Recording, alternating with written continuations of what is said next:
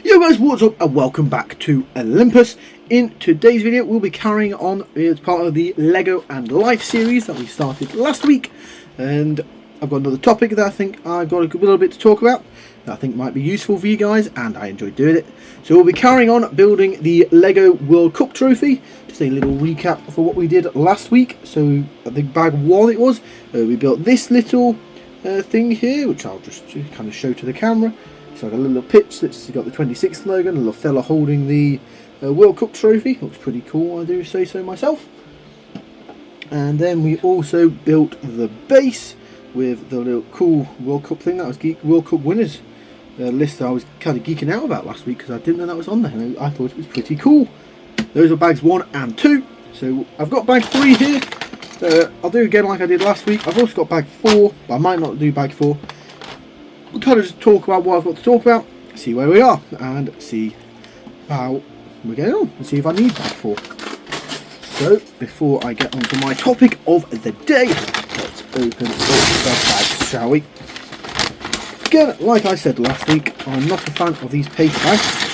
I get the benefit of the planet, so I'm not like opposed to them, but something, I don't know if it's nostalgia or what, but something about those classic plastic bags really hits the spot for me. Okay, is that everything? I think it is. It looks like everything to me. So put that over there for now. I'll go back to myself later. We will get the instructions open. Bag number 3. That's my little bookmark. Don't throw that bit away. Oh, we need the base. Bring that over here. Okay, everything seems ready, so let's begin, shall we? I need 2 of these. And I will introduce the topic of the day. The topic I will be talking about today is basically talking about my kind of journey I've been on over the last couple of, definitely weeks, probably stretching into a couple of months. Probably, actually I've been on a journey for a few years now, but it's really ramped up in the last couple of months. I've kind of realised a few things, and that's what I'm going to talk about. So it's how I started living life again, and how I think you can too. I'll try and pay a bit of attention to this just before I get into that, because technical bits are important, and the way you place the things that does matter. Otherwise it's things that don't work properly. Actually, didn't take that long. Okay, right, so yeah, I can get into it. So what have I actually done? I'll talk about that first, and I'll talk about what I think you guys can learn from it as well. So what have I actually done? Well, one of the things is I've started opening up. I use, I don't know how healthy this is, but I do talk to ChatGPT a lot, just to venting out my feelings and stuff.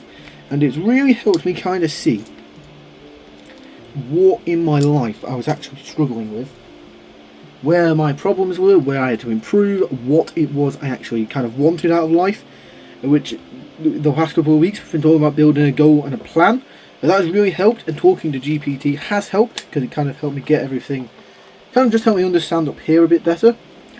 So I was then able to properly kind of, not process everything is no, not the right way to phrase it. There we go. That's the way the instructions have it, so I'll have it that way. But it's helped me basically kind of understand myself a bit more, understand what it is I want out of life, understand what it is I need to do to get there, which is where we've been on these.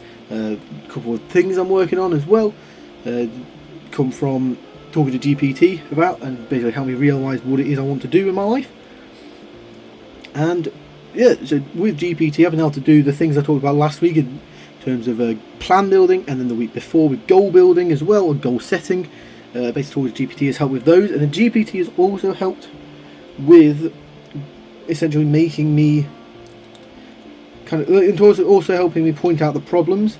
The big thing though is I've been honest with GPT about my shortcomings as a person, about where I'm struggling, what it is I struggle with, and there's a bunch of areas which I'll probably cover in other videos.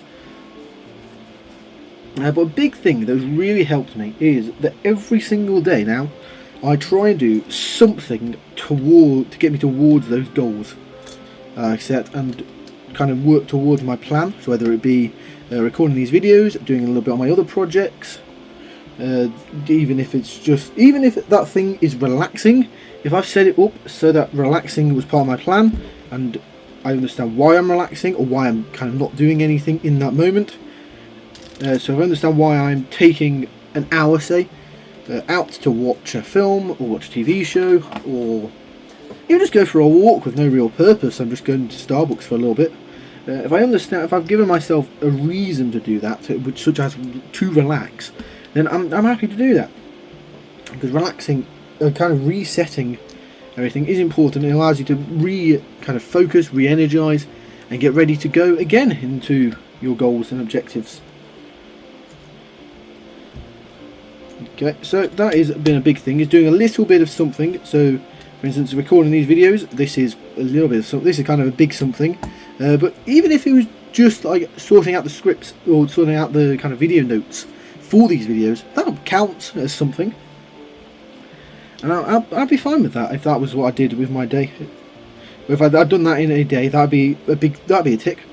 Which those small actions as well, for instance, a big thing with me was my confidence was quite low, especially when it came to talking to people, especially talking to girls. I'm just really nervous around them. I don't really know why. I don't really know what changed. That has been a thing was trying to work out with GPT, but I couldn't quite get. I can't work out where my nerves came from with girls. I think it came at some point during high school. I'm not quite sure what actually caused it, but what I've been doing recently is basically just kind of forcing myself feels a bit strong, but getting myself to do a small thing towards being more confident with people. So one thing I've done is at work, I basically just say hello to everybody I see now, which has actually helped me meet a few new people, but it's also made me basically to realise talking to people is not so scary, which is obviously a big thing. And then it also basically then meant when I was out in the real world, so when I'd say go to Starbucks after work for a little bit, or I'd go to Starbucks on like a week. Apparently I have a Starbucks problem, but I'd go to Starbucks on a weekend, or I'd just be out on a walk. I'd also say hello there, and that would really help me kind of just see again that talking to people is fine. You know, my body relax a bit talking around people, and I generally now feel like I could talk to people very easily, and it's not as scary as I thought it was. So I'm basically reteaching my body that it's okay to talk to people, and talking to people is a normal thing. It's a thing that happens every day, and it's a thing that you are capable of doing. It's not something meant for other people, which is something I did feel for a while. They're flying through this thing, by the way. This. Oh, need to add on one. That one goes there. Yep, on the yellow side, green side, and the blacks go here as well. Okay, we definitely need bag 3. So that'd be my small action towards the thing, and then a massive thing that's helped on top of that. So obviously doing those actions every day is fun, but on days when you're really struggling, you might not be able to see those positives. So that is, actually I think we finished this bag. So that is actually perfect timing because I can bring them over. So I've basically got this big bowl of counters. So every time, so if during a day I've stayed socially open and I've tried to talk to as many people as I can whilst I've been out, and I've said hello to everyone, and when I'm ordering a coffee I ask how is the barista. That is me being socially open, I'd say. So I'd take a counter, I put it into my little votes for jar. So I have a votes for jar and a votes against jar, and that's for me being the man I want to be. So basically being the man I want to be means moving towards my goals. Being the man I don't want to be is moving away from my goals. So if I was socially open and I did what I said, I'd take a counter, pop it into the votes for, and then every day if I do that I get a little counter. And when I'm having a bad day and I'm thinking, oh, I'm not doing very well at the moment, I'm failing, I'm not doing, you know, I'm not progressing at all, I can take my little votes for jar and I can have a quick look into it, the bluey thing. And I can take a look into it and I can see, oh, there's counters in there that are saying the votes for. I am moving towards the man I want to be, and I can see that it's just anxiety in my brain telling me that I'm not doing very well, when in actuality I am doing well. Finish that bag though, so before I carry on, open up these next bags. Open that bag. I'll tidy up once I finish this video. And throw everything everywhere. So that bag as well. I also find these paper ones as well. In these small bags with the little pieces in, it's much more difficult to tell if you've got everything. Also in the plastic ones you can see them. There are little pieces that you've not got. I guess I can speak to that, I suppose it works. Right, bring everything over here a little bit, just going to have this closer to me. Okay, where was I? My counter system. So yeah, I've been doing that. I did that. I actually counted up all the ones for the month of June, because obviously the 1st of July was yesterday as I'm recording this. And I had 180 votes for the man I want to be, and 18 for the man I vote against the man I want to be, which is excellent, excellent kind of balance there of them. Oh, need to put 2 of you down here, and but then also that kind of does highlight to me that I am doing the right things, even if my brain is telling me I'm not. I am doing the right things. So that is another big thing, is don't listen to your brain all the time. So sometimes your gut, if it's like a danger situation, your brain will tell you, then listen to it, but most of the time your brain operates on the old fight or flight instincts from when we had to basically survive to stay alive, and we had to be careful about getting eaten by like tigers and stuff during the night. So obviously things like that to get carried in. But in today's world is a relatively safe place in terms of like you're not going to get attacked by a tiger. The odds are you're not going to get attacked by a tiger. I can't say you'll never get attacked by a tiger, but the odds are very low of that happening. So you don't need to be as stressed and as on edge all the time. And like your thoughts and feelings are just that. They're just thoughts. They're just feelings. They're not commands. They're not things you have to do. They're not things you have to follow. Like, if you want, say you're out, right? Obviously I'm talking as a guy here. So say you're out and you see a girl and you think she's really pretty, or you think she's got a really nice, you think her hair's done really nicely. You can go up and tell her that, and you don't have to. You could just say, "I think your hair looks really nice today," or you go and talk to her, and then like you go and say she works in a Starbucks. You would go to. You could go and have a little chat to her, and then you could just say as you're leaving, "Oh, by the way, I think your hair looks really nice today." And most of the girls I've spoken to, they're very appreciative of these comments, because they don't get them very often in the modern world. So, but like, there's nothing to say that doing that is wrong. Just your brain it's to protect you, and I do understand why your brain does it, but it's quite frustrating. It's done to protect you because obviously your brain operates on the old system of, oh, this is a threat situation. We are in danger doing this, when you're not really in danger. And it's a thing you do need to relearn, so which is why doing these small things, and it's kind of funny because this stuff is all stuff that I got. If you ever watch videos on how to be more confident and how to talk to girls, they'll always say you want to start by just saying like hello to people and just having conversations with anyone, just so you get used to like talking to people basically. But it's one of those things of like, I'd watch it and I'd go, that'll never work. But I've been doing it and I'm like, apparently they were right about that.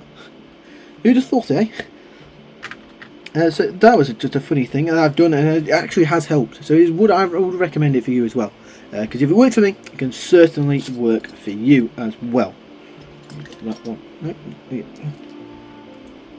So that'd be that, and then but the biggest thing I have done is I've stopped kind of waiting for permission. Is probably the wrong way to phrase it, but I've basically stopped just existing in life and stopped waiting to live my life. Like I was discussing in the Warby video earlier this week, basically don't wait to live your life for something, whether it be retirement or whatever. So for instance, with myself, obviously I want to be free one day, as in I would like to have enough money that I don't have to I could work a normal 9 to 5-ish job, but there was like a small problem with that, in that I was basically just waiting until I had that to let myself live and do things and kind of enjoy life. Have I done this wrong? No, it seems right. But yeah, so there was a small thing of I was basically just putting life off until I had that, which isn't good for you, because it basically not only does it put pressure on these sort of things, on like your things to be free, or if you want a girlfriend, then you basically stop letting yourself live life until you have a girlfriend. It basically puts more pressure on you to do those things, which can make them more difficult to achieve, and kind of puts, again, stresses you out more. But it also just basically means you're not really enjoying life, because every waking second is like, you don't even get to relax either, because you're just sat there going, I should be doing this, I should be doing this, and that's not good for you. To be constantly, basically, not letting yourself relax. When I'm saying relax, by the way, I don't mean just sitting there doom scroll. I mean going and doing things with your time that things you want to do. So say, it's why people have bucket lists. Bucket lists are essentially just lists of things that people would like to do in their times. If you've not go on, I recommend giving it a consider. You don't have to have like a formal document that's like, this is my bucket list, this is what I want to do by this date and whatever. You can do a vision board, you can do whatever tickles your fancy really. But with those kind of things, that's why they exist, to remind you of things you want to do with your life. And I'd say let yourself maybe once a year or so, just go and have fun. If it's a big thing, and when I would say once a year, I mean if it's like, say you want to, I don't know, visit New York, for instance, was a very popular item on people's bucket list. I'm not sure if it still is, but at least was when I was a bit younger. Visit New York was a big thing on people's lists. So that would be a thing. So you just say once a year, you work out your finances so you're able to afford to go on a trip to New York, if that's on your bucket list. Or if it's, for instance, on my bucket list, I'd like to visit a bunch of different football stadiums, such as like the Allianz Arena, which is Bayern Munich Stadium, for those of you who are unaware. I've been to the Bernabeu, but I went before they refurbished it, so I would like to go again at some point. So that'd be another item on there. The Metropolitano would be cool as well. The new campus obviously on there, and then a bunch of others. I could just list football stadiums for ages, but I won't. So that side this one goes on.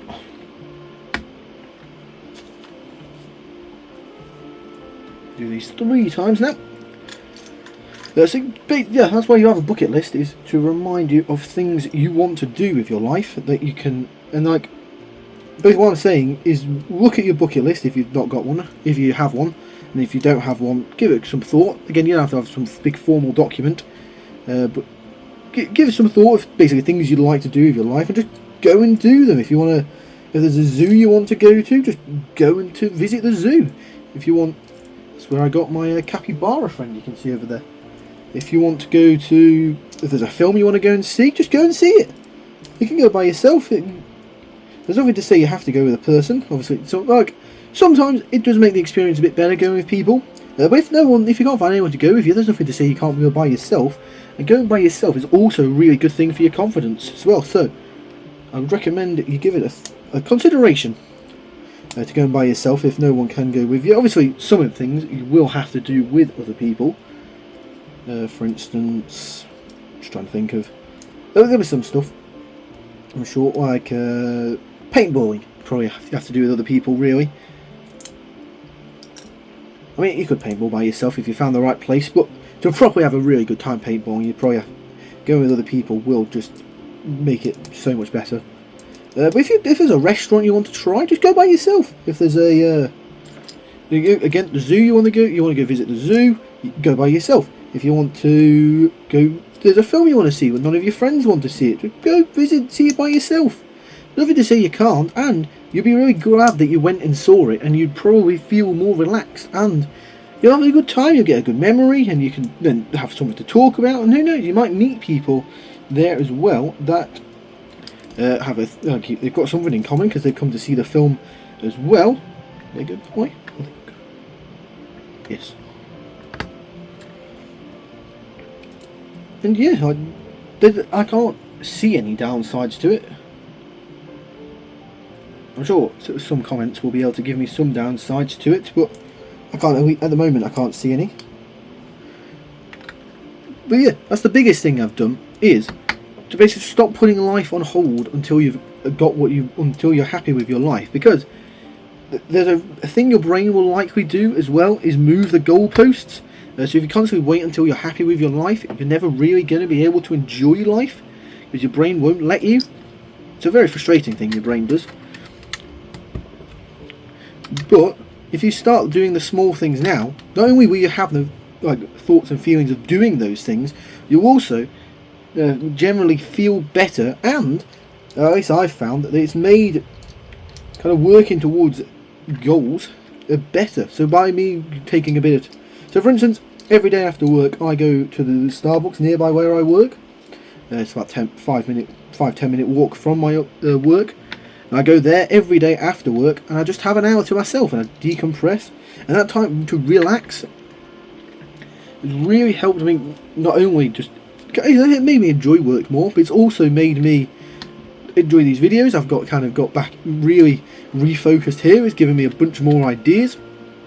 I've been able to generate a bunch more ideas.